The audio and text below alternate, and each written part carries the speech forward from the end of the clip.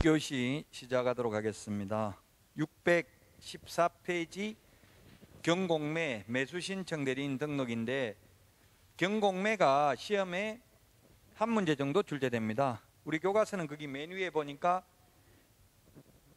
한두 문제 정도 출제된다 이렇게 되어 있는데 거의 한 문제입니다. 근데 민사집행법이 법조문이 330개 조문이고요, 공부할 분량이 우리 공인중개사법 10배가 넘습니다. 근데 시험에는 한 문제밖에 안 나온다고요? 따라서 시험에 나왔던 거 위주로 볼 수밖에 없습니다. 양가로 1번 강제경매, 양가로 2번 615페이지 임의경매 보도록 하겠습니다. 강제경매, 임의경매 중에서 채권자 입장에서는 뭐가 더 돈 받기가 쉬울까요? 강제경매, 임의경매 중에서 임의경매가 쉽습니다. 강제력을 행사하는 것은 국가 공권력만이 가능하고 개인이 강제력을 행사할 수는 없습니다. 자력구제가 안 됩니다. 우리나라에서는 한 개 맞았다고 같이 때리면 상방폭행으로 둘 다 처벌받아요. 보통 제가 현업에서 그 원룸 같은 거 이런 거 중개할 때는 만약에 3개월 일시사용 임대차 이렇게 적으면 특약으로 3개월 동안 월세도 안 내고, 월세 안 내면 사람도 안 나타나면 주인이 짐 다 치워버리고 다른 데 세를 놓더라도 하등 이의를 제기하지 않는다, 이런 특약을 넣으라고 그래 주인이. 그런 특약을 적었으면 그 특약의 효력은 있어요 없어요? 없습니다. 강행법규 위반으로. 그러면 어떻게 해야 되냐? 세입자 안 나가려고 하면 이론대로 하면 명도 소송해가지고 승소 판결문 받아가지고 강제경매를 신청해서 강제 집행을 해야 돼요. 집행관을 통해서. 강제경매는 집행권한이 있어야 됩니다. 집행권한이 있어야 된다. 임의경매는 담보물권이 있어야 됩니다. 담보물권. 대표적으로 예를 들 수 있는 게, 임차권은 강제경매를 해야 되고 전세권은 전세금을 안 내주면 임의경매를 할 수 있습니다. 따라서 전세권이 확정일자부 임차권보다 좋은 거는 딱 두 가지밖에 없습니다. 전전세권이 있고 그 다음에 임의경매 신청권이 있습니다. 전세권의 경우에는. 전세권이 담보물권의 성질도 가지고 있죠. 그 외에는 오히려 확정일자부 임차권보다 더 불리합니다. 배당받는 데 있어서는. 전세권은 배당을 건물에 대해서 전세권 설정 등기를 했으면 건물 매각대금에 대해서만 우선 면제받아요. 확정일자부 임차권은 토지 매각대금을 포함한 전체 매각대금에서 우선 면제를 받아요. 그러므로 현실적으로 전세권 설정 등기를 하는 경우는 거의 없죠. 대부분 확정일자만 받죠.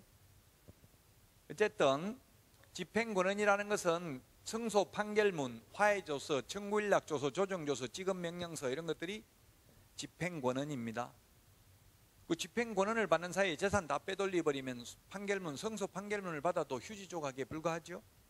재산이 하나도 없으면 강제집행할 수가 없잖아요.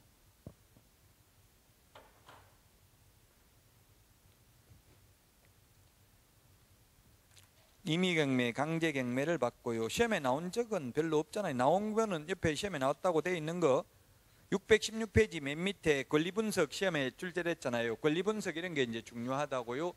시험에 출제됐으니까 권리분석이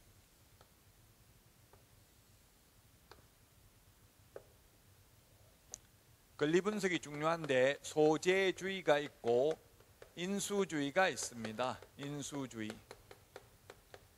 소재주의, 삭제주의, 말소주의. 경매 넘어가면 무조건 말소되는 게 우리 교과서 617페이지, 618페이지에 보면은 맨 밑에 표에 있네. 618페이지 맨 밑에 지금 칠판에 적은 게 표가 있죠. 소재주의, 무조건 소재, 삭제되는 게 암기해야 됩니다. 5개. 근저당권,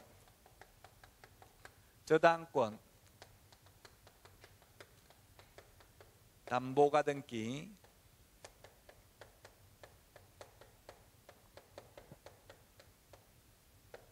가압류,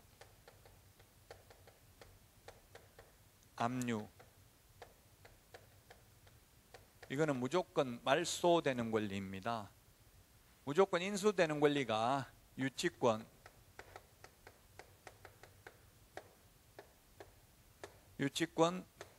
법정지상권,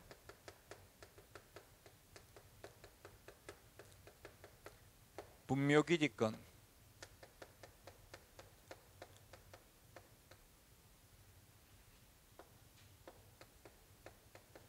이건 물권임에도 불구하고 우선 면제권이 없습니다. 그러므로 인수됩니다. 단 유치권은 경매 신청 기입 등기 전까지 점유는 하고 있어야 됩니다. 분묘기지권 할 때 말씀드렸잖아요. 양평 흑염소 사건, 이게 인수된다고요? 떠안아야 된다고요? 그런데 이것을 주인하고 협상을 잘 해가지고 분묘를 이장시킬 수 있다면 돈을 벌겠죠. 위험하죠, 굉장히? 위험한 게 수익률은 높죠. 학계론의 위험과 수익은 비례한다 이렇게 돼 있잖아요. 남 소개시킬 때는 안전하고 비싼 걸 소개시켜주고 수수료만 받아 먹으면 되잖아요. 근데 내가 할 때는 위험한 걸 해가지고 수익률을 높이는 게 중요하죠. 안전한 건 너도나도 다 입찰에 참여하니까 가격이 올라간다고요.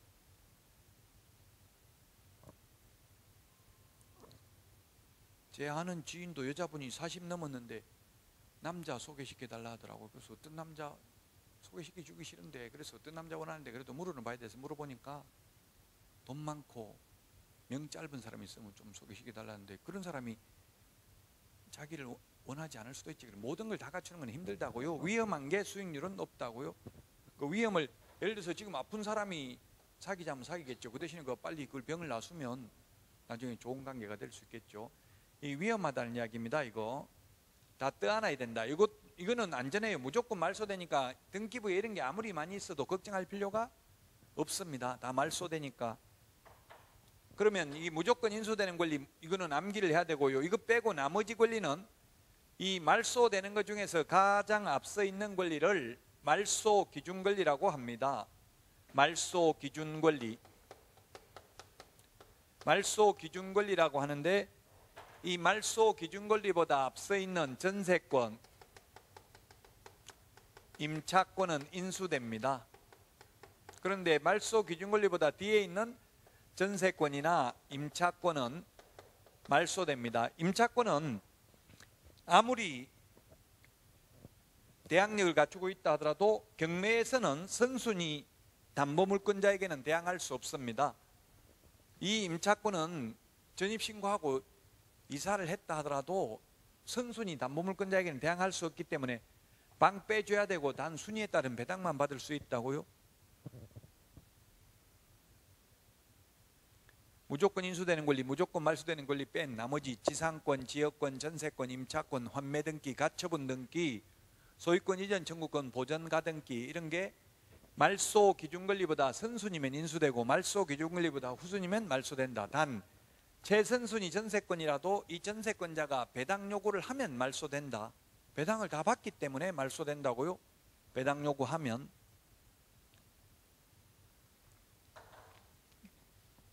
이게 시험에 9회 때부터 경매가 시험에 출제됐는데요. 이게 9회 때 처음 출제됐었습니다. 인수되는 권리, 소재되는 권리.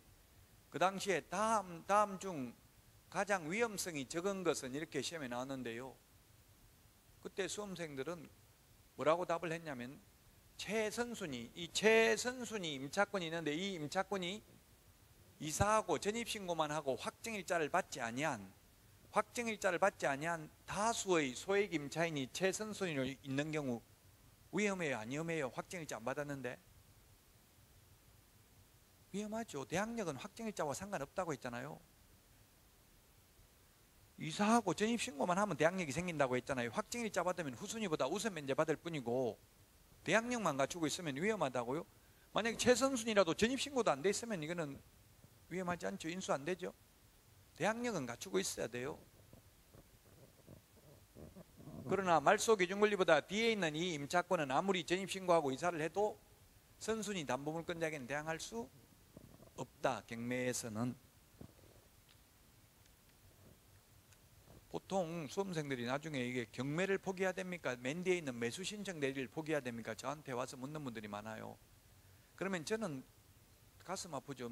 제 과목을 포기하라고 말하기는 쉽지 않아요. 알아서 포기는 알아서 하세요. 그 저한테 와서 뭐 포기하면 되냐 묻지 말고. 그러나 제가 볼 때는 이게 경매가 훨씬 더 어려워요. 똑같이 한 문제가 나온다면 맨 뒤에 매수 신청 대리하고, 경매는 광범위 하고요, 매수 신청 대리는 딱 법조문에 있는 것만 알면 됩니다. 지금 이런 것도 좀 어려울 수 있어요. 권리 분석도. 620페이지 그리고 맨 밑에 오른쪽에 이렇게 출제됐다고 한 번이라도 표시되어 있는 것만 보시자고요. 전부 다 하기는 어려우니까, 너무나 광범위하니까. 배당 요구의 종기 결정 공고입니다. 배당 요구의 종기. 배당 요구의 종기는 마지막 기일을 종기라고 합니다. 이때까지 종기까지 배당 요구를 해야 배당 받을 수 있고, 배당 요구 종기까지 배당 요구 안 하면 배당 못 받고요, 후순위 권리자를 상대로 부당이득 반환을 청구할 수도 없습니다. 따라서 여러분들이 확정일자를 받았다 하더라도 우선 면제, 최우선 면제 이런 거 받으려면 배당 요구해야 됩니다. 확정 판결문을 승소 판결문 받아도 배당 요구해야 배당해 줍니다. 그러나 등기사항 증명서를 통해서 채권 금액을 확인할 수 있는 경우는 배당 요구 안 해도 됩니다. 저당권, 건저당권자, 등기된 임차권, 임차권 등기 명령에 의해서 등기된 임차권 이런 경우는 배당 요구 안 해도 당연 배당 채권자에 해당됩니다. 배당 요구의 종기는 첫 매각기일 이전까지 621페이지 맨 위에 양가로 1번 첫 매각기일 이전의 날로 정하고 공고를 합니다. 결정하고 압류의 효력이 생길 때 일주일 안에.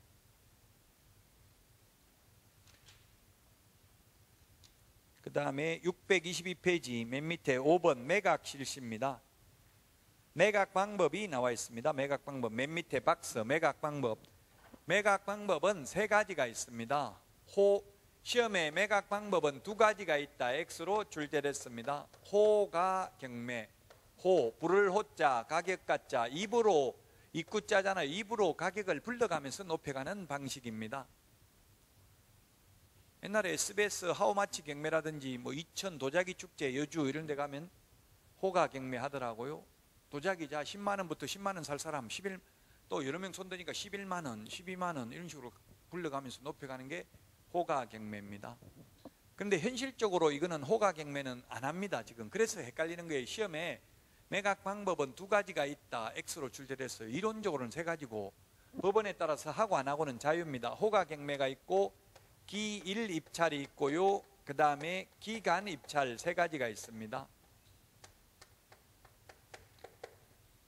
호가 경매 기일 입찰은 정해진 날 하루 만에 1등, 경매라는 것은 1등을 뽑는 겁니다. 즉 경매란 경매의 말뜻은 경쟁매매라는 뜻입니다. 경쟁매매.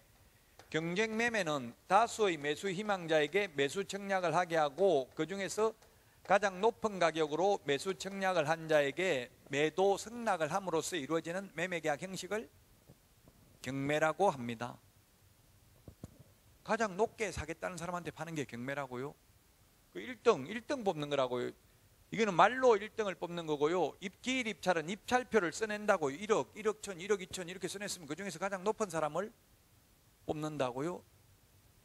근데 이 호가 경매와 기일 입찰 두 개는 유찰되면 1기일 2회 입찰을 할 수도 있습니다.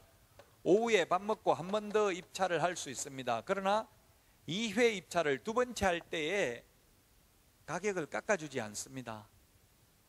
두 번째 할 때 가격을 깎아주지 않다 보니까 재미가 없잖아요. 이거 해봐야 별로 뭐 실익이 없으니까 현실적으로는 지금은 하는 곳이 없습니다. 옛날에 천안지원에서 하다가 2회 입찰에 아무도 찾아오는 사람이 없으니까 그냥 안 한다고. 지금은 안 하지만 이론적으로는 2회 입찰을 할 수 있다.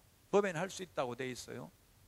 그 다음에 기간 입찰은 입찰 기간을 일주일 이상 한 달 범위 내에서 입찰 기간을 주고 입찰 기간이 끝나고 나면 일주일 안에 매각기일을 정해서 매각하는 방식을 기간 입찰이라고 합니다. 기간이 오래 걸리는 게 단점입니다. 연체이자가 늘어나니까. 장점은 완벽하게 비밀을 보장해서 높은 가격으로 매각을 유도할 수 있는 장점이 있습니다.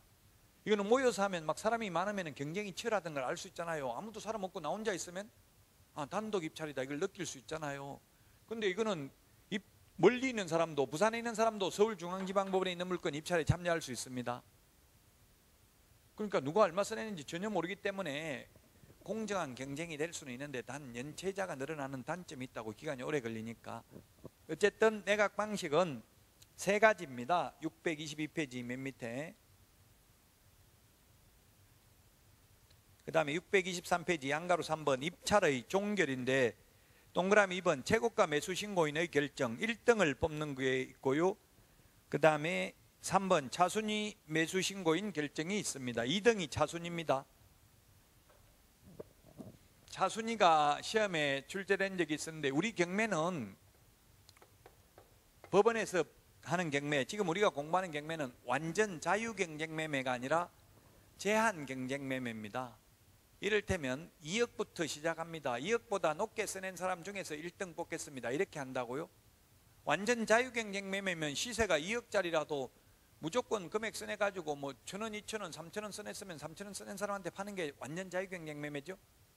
근데 이거는 제한경쟁매매니까 최저 매각가격이라는 걸 정합니다. 최저가를. 최저가가 2억입니다. 2억보다 높게 써낸 사람 중에서 1등 뽑겠습니다. 이렇게 했는데 아무도 2억 써낸 사람이 없으면 다시 새 매각을 하는데 그때 이제 가격을 20% 또는 30% 깎아줍니다. 2억부터 시작한다고 했는데 1등을 하려고 2억 5천만 원을 써냈습니다. 2억 5천만 원을 써내면 옛날에는 자기가 써낸 금액의 10%를 보증금으로 냈어요. 옛날에는. 근데 지금은 최저 매각 가격의 10%인 2천만 원을 보증금으로 냅니다. 그러면 남은 잔금이 2억 3천만 원 남았습니다. 따라서 차순위 매수 신고, 차순위라는 거 2등이라고 했어요. 2등. 차순위 2등이 되려면 최고가 매수 신고인이 신고한 금액에서 그 보증금을 뺀 금액 이상 써낸 사람 중에서 가장 높게 써낸 사람이 차순위 매수 신고인이 될 수 있습니다. 왜 2등을 뽑느냐? 1등이 보증금만 걸어놓고 잔금을 안 내면, 우리도 계약금 걸어놓고 중도금 안 내면 계약금 떼이죠. 경매도 마찬가지예요. 보증금만 내놓고 계속 잔금 안 내면 보증금 이거 안 돌려줍니다. 몰수해서 배당재단에 편입합니다. 그러면은 1등한테 2억 5천만 원에 파는 거나 이거 2천만 원 안 돌려주고 2억 3천만 원에 팔면 두 개 합하면 1등에게 2억 5천 파는 게나 똑같죠? 그래서 이 차순위 매수 신고인에게 매수 기회를 주고 경매 절차를 종결하기 위해서 재매각을 하지 않고 그냥 경매 절차를 신속하게 종결하기 위해서 2등까지도 뽑아 놓습니다. 현실적으로는 2등 할 필요는 없습니다. 왜냐하면 좋은 물건의 경우에는 2등한테까지 기회가 거의 돌아오지 않습니다. 현실적으로 경락 잔금 대출 이런 거 해가지고 거의 다 대출을 받아요. 근데 왜 안 돌아오냐 하면 이거 예를 들면 3억짜리를 2억에 싸게 경매로 낙찰받아서 1억 싸게 샀다고 좋다 생각했는데 권리분석을 해보니까 최선순위 임차권자가 보증금 2억 내줘야 될 게 있어요. 그럼 이거 2억에 사가지고 보증금 2억 내줘야 되니까 대항력이 있으니까 결국 4억 주고 낙찰받은 거나 마찬가지죠. 시세 3억인데 이런 경우는 차라리 보증금 2억 떼이는 게 더 낫다 생각하니까 안 내는 거예요. 보증금만 내놓고 잔금을 안 내는 이유가 차순위 매수 신고 2등까지 받고요. 624페이지 맨 위에 유찰 시 새매각인데 가로 안에 신매각이라고 적어놨는데 이거 신매각은 옛날에 썼던 말이고요. 옛날엔 신경매라고 했어요. 근데 지금은 새매각이 정확한 표현입니다. 새매각 예를 들면 2억이 최저 매각 가격인데 아까도 말했지만 2억 이상 써내는 사람이 아무도 없으면 유찰됐다 하고요. 유찰되면 새매각을 하는데 새매각을 하면 상당한 금액을 저감한다고 돼 있어요. 법조문에는 상당한 금액을 저감한다고 돼 있는데 그게 통상 법원마다 다른데 서울 경기는 20%를 깎아주고요. 인천, 대전, 강원도, 부산 이런 데는 30%를 깎아줍니다. 20%를 깎아준다라고 하면 만약 1억인데 한번 유찰되면 그 다음에는 8천만 원부터 시작하고요. 또 유찰되면 6천만 원부터 시작하는 게 아니라 여기에서 20% 깎아준다고요. 그러면 88, 64, 60, 6,400 또 여기서 유찰되면 여기에서 20% 깎아준다고요. 그런데 한국자산관리공사 공매의 경우에는 최초 매각 예정 가격에서 10%씩 깎아줍니다. 이거는 9천만 원, 8천, 7천, 6천, 5천만 원. 전두환 전 대통령 연희동 별채가 103억인가 그랬는데요. 최저매각 가격이 공매가 이루어졌는데 6번 만에 51억에 낙찰됐어요. 처음에 1억 한데 아무도 사는 사람이 없고요. 두 번째 90억 아무도 사는 사람이 없고요. 80억 없고요. 70억 없고 60억 없고 여섯 번째 51억에 낙찰됐다고요. 그래서 낙찰받은 사람 지금 그거 소송 중인데 들어가지도 못해요. 왜냐하면 아마 법원에서 이순자 여사 명의로 돼 있는 거는 그거는 이순자 재산이 확실하기 때문에 경매 대상이 아니다 이렇게 공매 대상이 아니다 이렇게 나온 것 같아요. 판결이. 며느리 이름으로 돼 있는 거는 그 비자금 가지고 산 게 확실한데 옛날부터 그 이순자 여사 명의로는 옛날 군인일 때부터 되어 있었대요. 자, 그 다음에 매각 결정기일입니다. 매각 결정, 매각 허가 또는 불허가 결정을 합니다. 경매 절차를 보면 매수 신청인이라고 하는데 금액을 써낸 사람, 입찰자, 응찰자, 매수 신청인 이렇게 부르고요. 처음에 입찰에 참여하는 사람을 입찰 참여해가지고 1등을 한 사람을 최고가 매수 신고인이라고 부르고요. 그리고 나면은 이제 일주일 안에 매각 허가 결정 또는 불허가 결정을 하는데 매각 허가 결정을 받으면 그때는 매수인이라고 합니다. 매수인. 옛날에는 경락인, 낙찰자라고 불렀는데 지금은 매수인. 그리고 나서 이제 매수인이 되고 나면 대금 납부 기한이 정해지면 대금 납부 기한까지 대금을 납부하는 순간 소유자가 됩니다. 소유자. 돈 내는 순간 소유자가 되죠. 만약에 농지라면 매각 허가 결정 기일까지 농지 취득 자익증명을 제출해야 매각 허가 결정이 나오고요. 농지 취득 자익증명 제출 못하면 매각 불허가 결정이 납니다. 매각 불허가 결정이 나도 보증금 안 돌려줍니다. 그래서 농지인지 아닌지 잘 보고 입찰에 참여해야 된다고요. 지금 학원가에서 열심히 강의 잘하고 계시는 분 중에서 공인중개사법 강의하는 선생님이 30억을 떼었어요. 학생들. 저도 경매 강의를 그 뒤로 손을 끊었는데 저도 경매 강의를 했어요. 합격하신 분들 대상으로. 그 법원에 가서 이제 뭐 실습도 하고 그랬는데 그분도 경매 강의를 하면서 투자 유치를 해가지고 50억 아파트 한 동을 아예 경매로 낙찰받았어요. 500억짜리를. 그런 게 투자 수익률이 높게 나거든요. 왜냐하면 500억 이런 거는 개인이 투자하기는 쉽지 않잖아요. 그게 싼 물건은 좋은 게 안 나와요. 싼 거는 전부 다 아무나 누구나 투자할 수 있기 때문에 수익률이 안 나온다고요. 그럼 굉장히 위험하잖아. 500억짜리 이런 거는 낙찰받으면 100억 넘게 남을 수도 있다고요. 그럼 투자자들에게 그 수익률을 안 분해서 배당해 주기로 하고 여러 사람이 몇 수백 명 아마 투자를 한 것 같아요.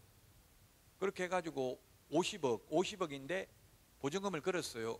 그래서 이제 나머지 잔금은 대출 받아가지고 융자 받아가지고 납부하려고 생각했는데 융자가 안 돼가지고 돈 안 내면 떼이죠. 계약금 그런 거 보증금 낸 거 50억 떼였어요. 그 투자 약정서 이런 거 적고 그 투자를 했는데 학생들이 막 사기죄로 고소했는지 안 했는지 그건 모르겠는데 지금 강의하고 있는 걸 보면 사기죄가 성립하지 않는다는 이야기죠. 사기죄가 성립하려면 재산적 이득을 편취해야 돼요. 기망행위 속에서 자기가 재산적 이득을 취득해야 사기죄가 성립해요. 근데 이 양반도 자기가 번 게 아니라 그냥 법원에 내고 못 돌려받았잖아요. 그럼 자기도 돈 번 게 없으니까 사기죄가 성립하지 않고요. 또 빌려가지고 차용증을 써가지고 빌려준 게 아니라 투자약정서 투자를 했기 때문에 투자자의 책임이라고요.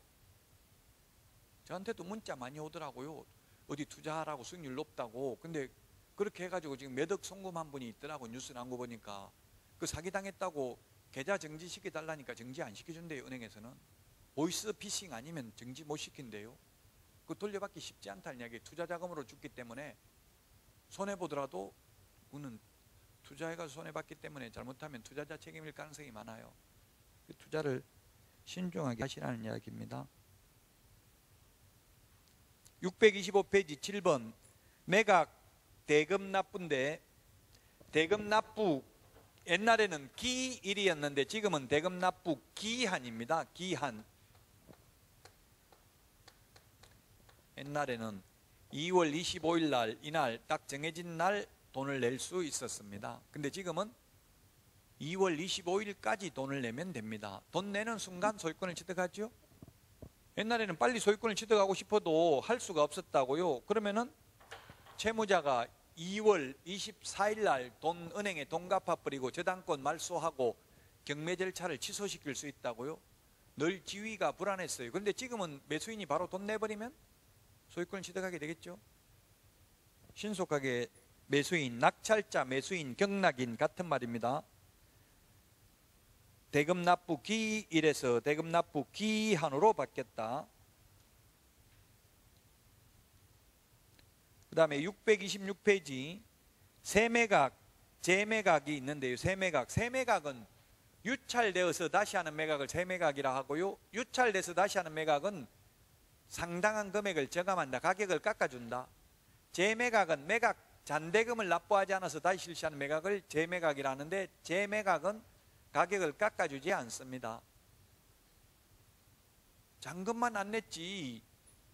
예를 들면 이거 2억인데 2억 5천 써내는 사람이 있었다고 그래 놓고 잔금만 안 낸 거예요. 그러면은 그 다음 재매각할 때 안 깎아준다고. 왜? 2억 5천 써낸 사람이 있었는데 더 깎아줄 필요가 없잖아요. 2억보다 밑으로.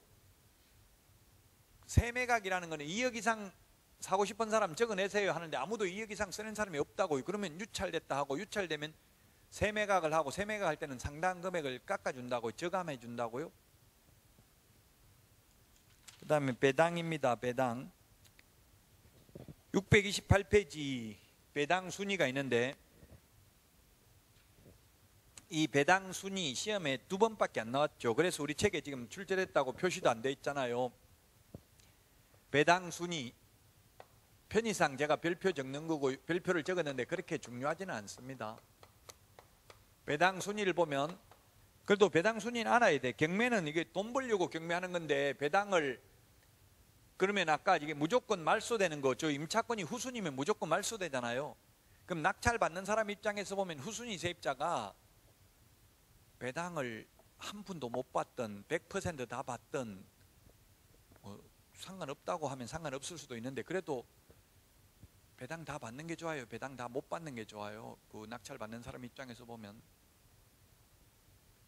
배당 다 받으면 쉽게 방을 빼줄 거 아니에요. 돈 다 받아놓고 안 나간다고 버티지는 못하겠죠. 근데 한 푼도 배당 못 받았어요. 세입자가 경매 넘어갔는데. 그러면 울고불고 이사비 달라고 뭐 난 나가서 얼어 죽으라 말이냐 하고 버틸 가능성이 많죠. 안 나가고 안 비워주고.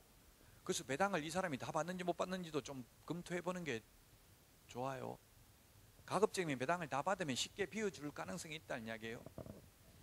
배당 영순위가 영순위라고 돼 있는데, 이게 영순위나 영순위, 1순위 이렇게 하는데, 이거는 가장 영순위가 먼저라는 뜻이지, 뭐 어떤 분이 인터넷에 0이 왜 1보다 먼저냐 뭐 이렇게 따지는 분이 있던데, 그냥 순서가 먼저라는 뜻이에요. 영순위는 경매, 집행비용, 시험에 이거 2번밖에 안 나왔다. 집행비용, 송달료 이런 게 되겠고요. 집행비용, 제3취득자가 지출한 필요비, 유익비,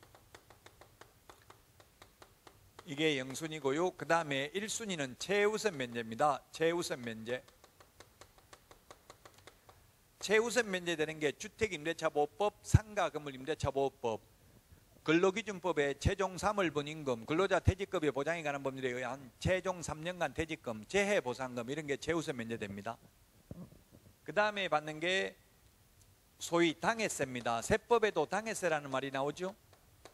우리 학원 건물, 이 학원 건물이 경매 넘어갔으면 요 건물분에 대한 재산세, 종부세 안 낸 게 있다면 다른 담보물권자보다도 먼저 배당받아요. 그 해당 건물에 대한 재산세, 종부세 등이죠. 만약 이 건물주 자기 집에 재산세 안 낸 거 있다면 그거는 당해세 아니죠. 당해세가 있고요. 그 다음에 요게 물권입니다. 물권, 세 번째가 물권. 물권인데, 물권이 아니면서 물권과 동일한 효력이 있는 게 조세채권하고 확정일자부 임차권이 있습니다. 확정일자 임차권. 조세채권은 법정기일의 전후에 따라서 배당이 되는데, 법정기일은 국세기본법 제35조에 보면 법정기일이 나와 있는데, 재산세의 법정기일은 재산세 납부고지서 발송일이라고 되어 있습니다. 재산세를 7월 16일 날 내니까 재산세 납부고지서 발송이 가령 그냥, 이게 매각 물권 명세서에 보면 나와 있어요. 7월 9일 날이 법정기일이라고 본다면 확정일자부 받은 임차권은 7월 13일이고 가령 건저당은 7월 만약 5일이라면 이거 건저당 건자 맨 먼저 배당받고 그 다음에 조세채권 배당받고 그 다음에 확정일자부 임차권자. 물권은 순서대로 받잖아요. 이 조세채권 확정일자 임차권은 물권이 아닌데 배당받는 순서는 물권하고 똑같다고요. 선순위면 먼저 받는다 이 말이에요. 이게 3번이 우리 책에는 지금 3번 거기에 3순위 4순위 되어 있는 내용입니다. 3순위 4순위를 저는 여기에 3순위라고 적었네요.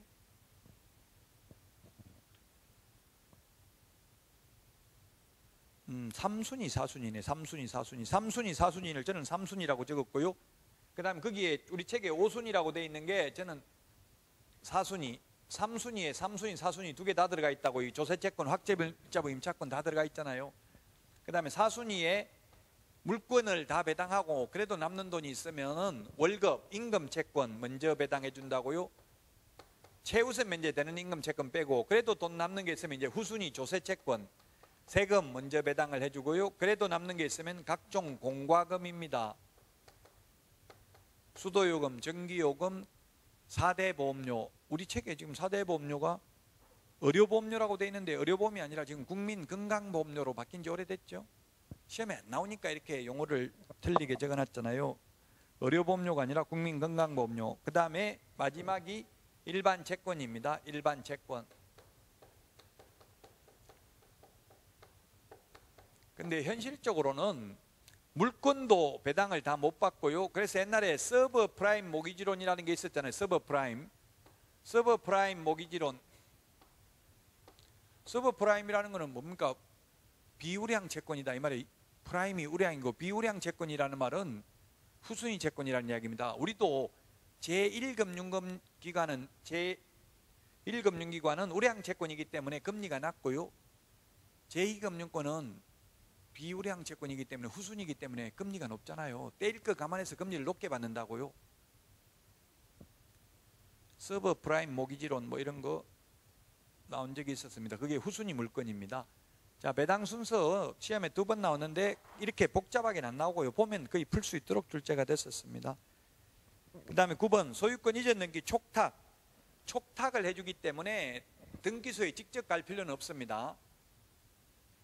법원에서 촉탁 등기를 신청해 줍니다. 매각 대금 다 낸 영수증하고 취득세 납부 영수증 이런 것만 가져가면 촉탁 등기를 신청해 주고요. 그 다음에 인도명령, 명도소송이 있네요. 인도명령, 명도소송. 법원은 매수인이 경락인이 대금을 다 낸 뒤 6개월 동그라미 하십시오. 6개월 이내 신청하면 채무자, 소유자 또는 부동산 점유자에 대하여 부동산을 매수인에게 인도하도록 명할 수 있다. 다만 점유자가 매수인에게 대항할 수 있는 권한에 의하여 점유하고 있는 경우에는 그러하지 아니하다. 이 인도명령 제도는 공매에는 없고 경매에만 있는 제도입니다. 인도명령. 단 매각대금을 납부하고 6개월 이내만 가능합니다. 우리 암기 프린터 42번에 보면 42번에 6개월 10번에 있죠. 42번에 10번 42번에 10번 인도명령은 매각대금을 다 내고 6개월 이내만 가능하다. 6개월 넘으면 명도소송해야 된다. 명도소송을 하면 소송 절차가 복잡하잖아요. 소송기간도 오래 걸리고요. 돈도 많이 듭니다. 소송 비용도 많이 듭니다. 인도명령은 판사에게 인도명령을 신청하면 인도명령서를 교부해주면 곧바로 강제집행이 가능합니다. 그 대신에 인도명령은 무조건 다 가능한 게 아니라 정당한 권한에 의해서 매수인에게 대항할 수 없는 점유자들만 인도명령 가능합니다. 이거 후순위 임차권이 방 빼야 되는데 이거 방을 안 빼주면 이거는 인도명령이 가능하다고요? 근데 최선순위 임차권자하고 다투려면 이거는 명도소송을 해야 돼요. 이건 대항력이 있기 때문에. 정당한 권한에 의해서 매수인에게 대항할 수 없는 점유자는 인도명령을 신청할 수 있다고요. 단 대금 납부 후 6개월이 경과되면 안 됩니다.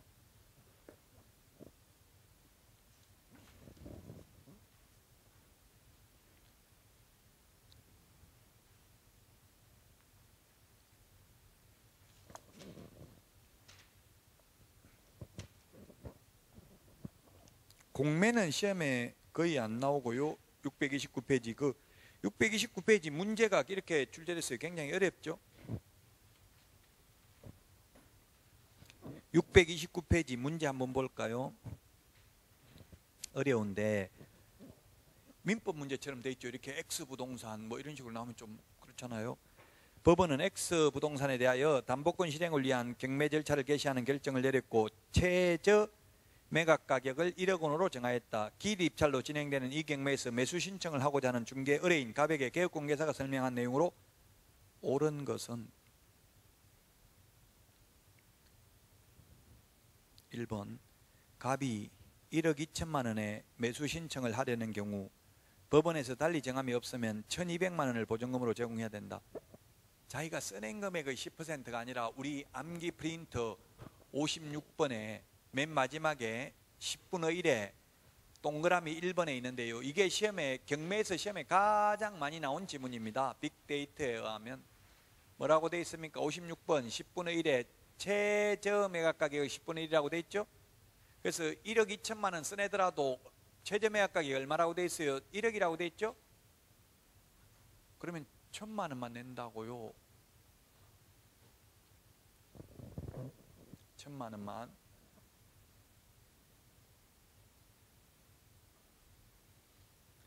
최저 매각 가격이 1억이다. 1억. 그런데 1등을 하려고 1억 2천만 원을 써낸다고요. 1억 2천만 원에 입찰을 한다. 응찰을 한다.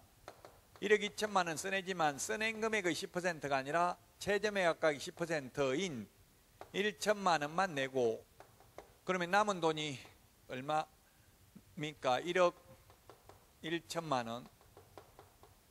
1억 1천만 원 이상 써낸 사람 중에서 가장 높게 써낸 사람이 차순위 매수 신고인이 될 수 있는 거죠. 1번 그래서 틀렸고 2번은 재고가 매수 신고를 한 사람이 이명인 때에는 법원은 그 이명뿐만 아니라 다른 모든 사람에게 다시 입찰하게 해야 한다 했는데 1등이 2명 이상이 나오면 똑같이 써낸 사람이 그 2명만 추가 입찰을 합니다. 동점자들끼리만. 그러나 차순위 매수 신고인이 2명 이상이 나오면 2등 한 사람이 똑같은 금액을 써낸 사람이 2명 이상 나오면 추첨을 합니다. 왜냐하면 차순위 매수 신고 별 실익이 없다고 했잖아요. 별 좋은 것도 아닌데 그 굳이 다시 하는 것보다 그냥 추첨을 해요. 2등은. 근데 1등은 1등끼리 다시 뽑아요. 여러분들이 시간이 되신다면 꼭 법원에 한번 시험 보기 전에 법원에 직접 가보면 이 절차를 보면 눈으로 보면 공부하기 한 문제 그냥 맞출 수 있어요. 쉬워요. 혹시 시간이 도저히 없다면 시험 끝나고 한 달 정도 합격자 발표 초조하게 기다리는 동안 뭐 여러분들이 직장에 다니면 모르겠지만 시간이 된다면 거의 매일 법원에 한번 경매법정에 가보세요. 대법원 경매 사이트에 대법원에 가면 언제 경매하는지 다 나오거든요. 아마 여기는 안산지원에서 하죠. 안산지원에는 아마 매일 하진 않을 거예요. 그 요일별로 다 나와 있어요. 그럼 거기 가서 한 번만 하는 걸 지켜보세요. 왜냐하면 요즘은 실물을 해봐야지 실제 봐야지 그걸 나중에 손님들한테 중개업을 하더라도 손님들이 물으면 설명을 할 수 있잖아요. 직접 한 번이라도 체험을 해야지 체험 안 하고 이론적으로만 알고 있는 거하고 달라요. 꼭 좀 가보십시오. 저는 많이 가봤습니다. 제가 경매 강의하면서 실습하러도 많이 가봤고요. 2번 틀렸고 3번 갑이 다른 사람과 동일한 금액으로 재고가 매수 신고를 하여 다시 입찰하는 경우 전의 입찰 가격을 못 미치는 가격으로 입찰을 하여 매수할 수 있다. 그건 안 됩니다. 예를 들면 둘 다 1억 2천을 써내가지고 동점자가 돼가지고 1등이 됐는데 둘이 다시 입찰하라니까 둘 다 1억 1천만 원, 한 명 1억 1,500만 원 이건 안 돼요. 옛날에 써냈던 금액보다는 더 높은 금액으로 써내야 됩니다.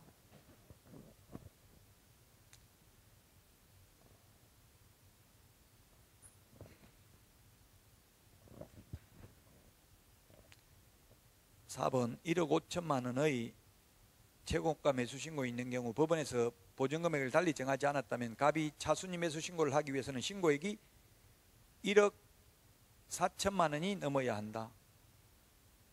이게 맞죠? 얼마를 써냈든지 간에 최저 매각 가격이 얼마니까 1억이니까 이거 10%만 보증금 내면 된다고 했잖아요. 1억 5천 써내도 1천만 원만 내면 되고 그럼 남은 금액이 1억 4천만 원. 재고가 매수 신고인 신고한 금액에서 그 보증금을 뺀 금액을 넘는 때에만 차순위 매수 신고를 할 수 있잖아요.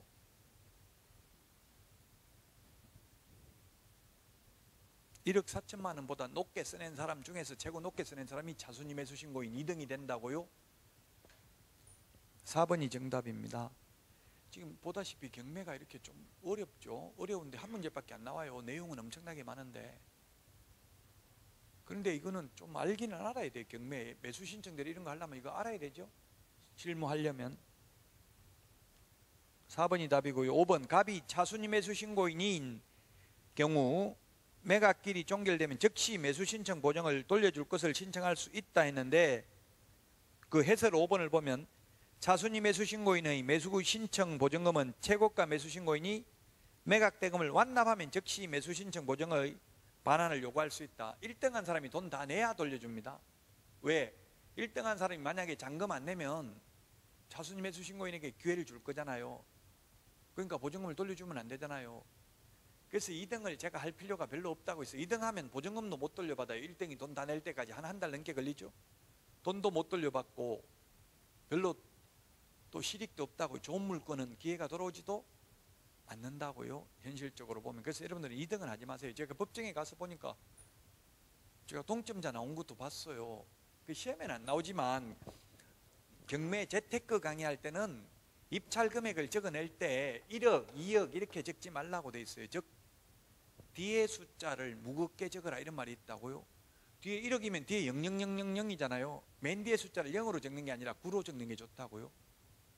9원이라고 9원만 높게 적어도 동점자 안 나왔을 거 아니에요. 그 뒤에 숫자를 무겁게 적어라 이런 격언이 있는데, 지금 제가 그 법원에 가가지고 둘 다 1억 적어낸 거 봤어요. 여자분 남자분. 그래서 또 입찰을 하니까 남자분은 1억 300 적고요, 여자분은 1억 500 적어가지고 여자분이 1등해서, 그래서 여자분한테 왜 1억 500 적었냐 물어보니까 저 남자 놈한테는 내가 좀 이기고 싶어서 이렇게 이야기하더라고요. 남자한테 이기는 게 중요한 게 아니라 이거 1억 500에 낙찰 받으면 시세 얼마 받을 수 있는지 그런 걸 꼭 확인해보고 적어야 돼. 무턱대고 높게 적었다가 잘못하면 시세보다 비싸게 사는 수도 있죠.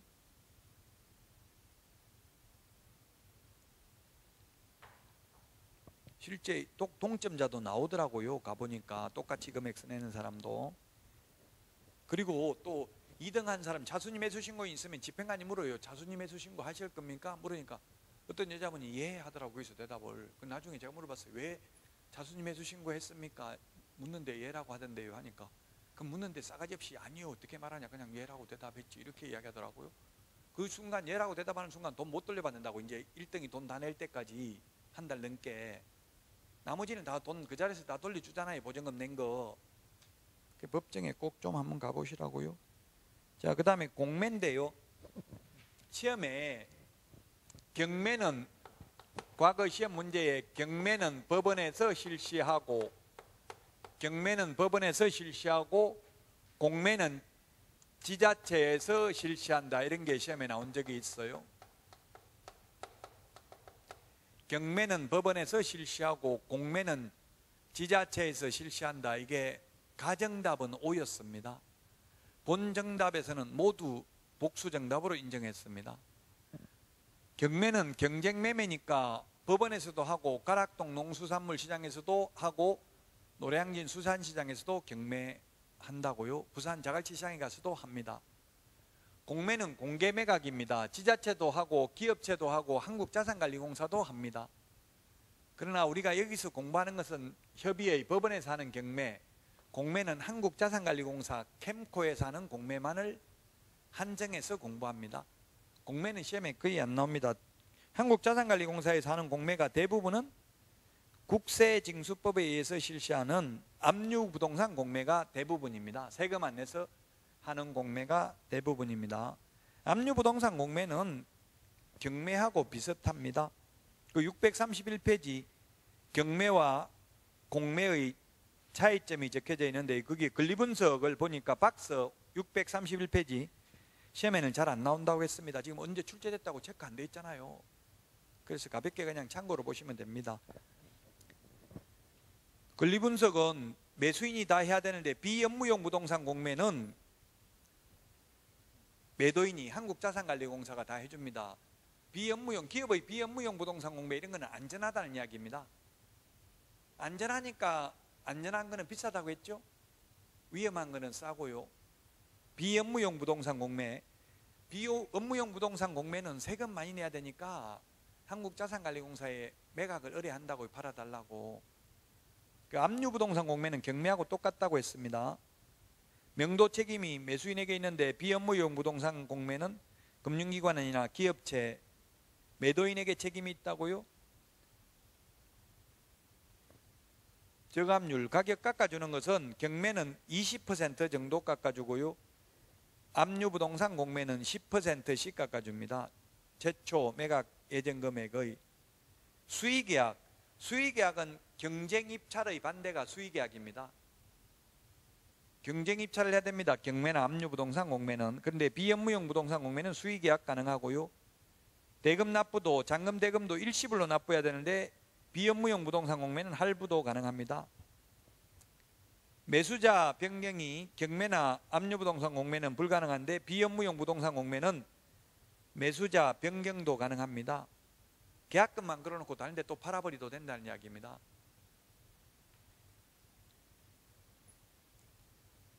대금 납부 전 점유 사용이 불가능한데 비업무용 부동산 공매는 3분의 1 이상 납부 시 가능합니다. 경매나 압류부동산 공매는 토지거래 허가가 면제되는데 비업무용 부동산 공매는 토지거래 허가가 면제되지 않습니다. 다만 3회 이상 유찰된 경우 면제됩니다. 경공매 모두 토지 농지취득자격증명은 받아야 됩니다. 경매는 가격이 공매보다 싼 대신에 위험합니다. 압류부동산 공매는 법원 경매와 유사합니다. 다만 비업무용 부동산 공매는 권리분석 안전합니다. 그 대신에 가격이 비쌉니다. 장점 단점이 반대라고 보시면 되겠죠. 아무래도 아직까지는 경매가 훨씬 더 많습니다. 자, 여기까지 경공매에 대해서 살펴봤고요. 쉬었다가 632페이지 매수 신청 대리인 등록부터 하도록 하겠습니다.